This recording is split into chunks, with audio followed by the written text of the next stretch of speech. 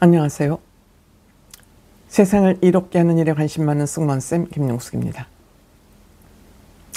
이재명이 민주당의 이재명이 아니라 이재명의 민주당을 만들겠다고 호언장담한 후 성공했습니다. 때문에 민주당은 지금 민주당의 이재명이 아니라 이재명의 민주당으로 종속관계가 됐습니다. 즉 이재명 밑에 민주당이 있게 됐습니다. 이렇게 되자 이미 뚝이 서서히 터지는 거 아닌가 하는 그런 신호가 여기저기서 보이고 있습니다. 작은 신호지만 뚝에 개미구멍을 내기 시작한 한 인물이 있어서 여러분들께 소개하려고 합니다. 다름 아닌 문재인 정부에서 행정관을 지낸 김선이라는 행정관. 이재명 죄악에 대해서 1000원도 보태기 싫어서 나는 민주당을 탈당한다고 본인의 SNS에 글을 올렸습니다. 그 내용 간단하니까 소개시켜 드리고 이재명이 얼마나 나쁜 인간인지 덧붙여서 한번 말씀드려 보겠습니다. MBN 기사입니다. 문정부 행정관 이재명 죄악에 1000원도 보태기 싫어 민주당 탈당. 문재인 정부 행정관 및 친문계 윤영찬 전 의원 보좌관을 지낸 김선 전 청와대 뉴미디어 비서관 행정관이 민주당을 탈당하겠다고 밝혔습니다. 김 전 행정관은 최근 자신의 X 옛날 트위터입니다. 장문의 글을 올리고 민주당을 탈당했다는 소식을 전했습니다. 그는 이제껏 당적을 유지하고 있었다니 비위도 좋다. 제 스스로를 아마 꾸짖는 것 같습니다. 의아하다 하실 분도 있겠지만 어쨌든 탈당을 했다면서 정말 혹시나 나중에 필요가 있을까 해서 유지하던 당적이었다고 말문을 열었다. 즉 미련을 못 버리고 있었다. 그런 얘기입니다. 이어 이재명 대표 매불쇼 발언이 나온 날 그 미친 듯한 아기의 거짓말 실무자는 더 잘 알고 있다.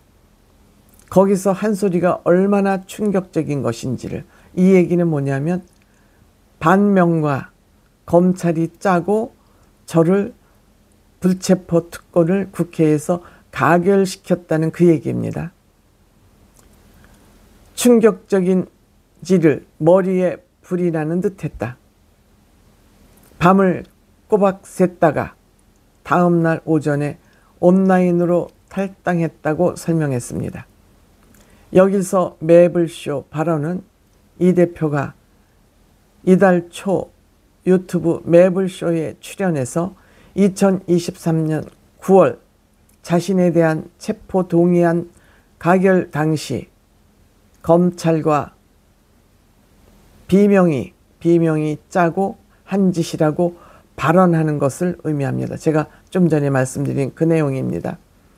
김 전 행정관은 민주당 탈당 사유로 이재명의 죄악과 거짓에 한 달에 단 1000원도 보태기 싫어서 라고 썼습니다.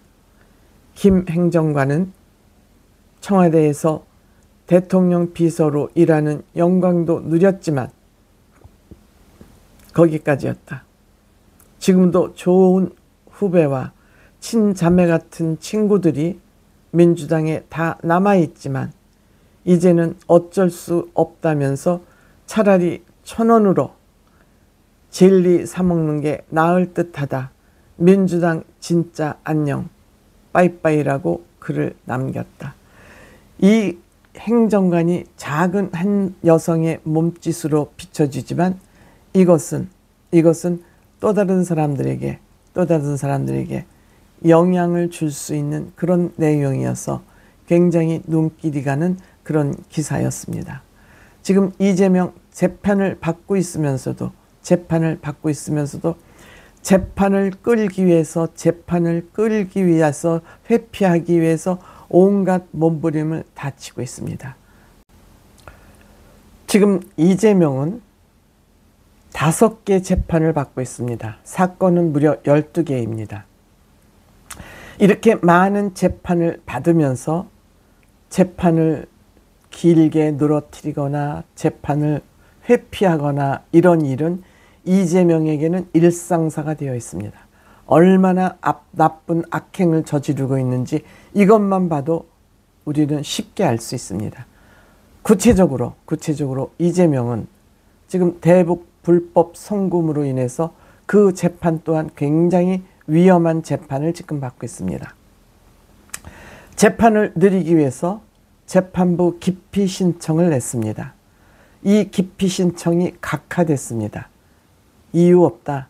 이거는 기피 신청 대상이 아니라고 결정을 내려서 6차례나 이재명에게 이 각하 결정문을 송달을 하고 발송을 했습니다만 6번 다 받지 않았습니다. 재판을 늘어뜨리는 전략이죠.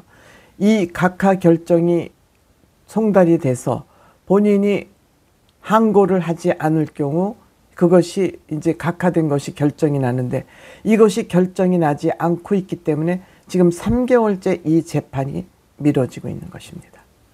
이거를 노리는 거죠.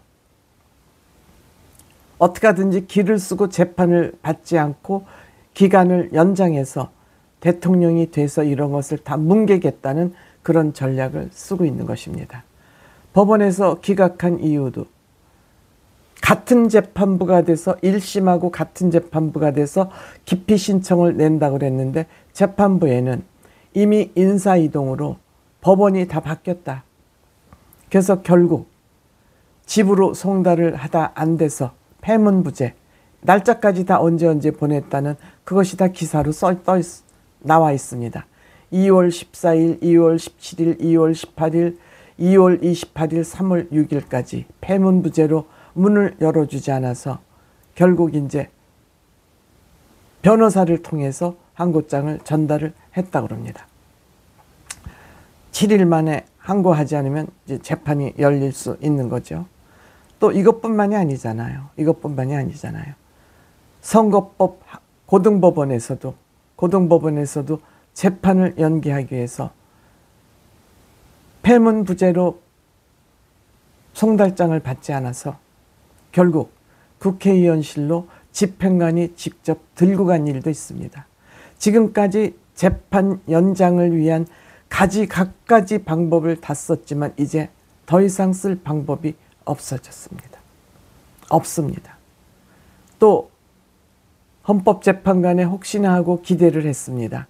윤석열 대통령이 빨리 탄핵을 당하면 자기 재판, 선거법 위반 재판, 대법원 판결이 나오기 전에 선거를 하면 내가 대통령이 되면 이것을 다 무력화시킬 수 있다고 그런 전략을 세웠는데 지금 헌법재판의 분위기가 심상치 않죠.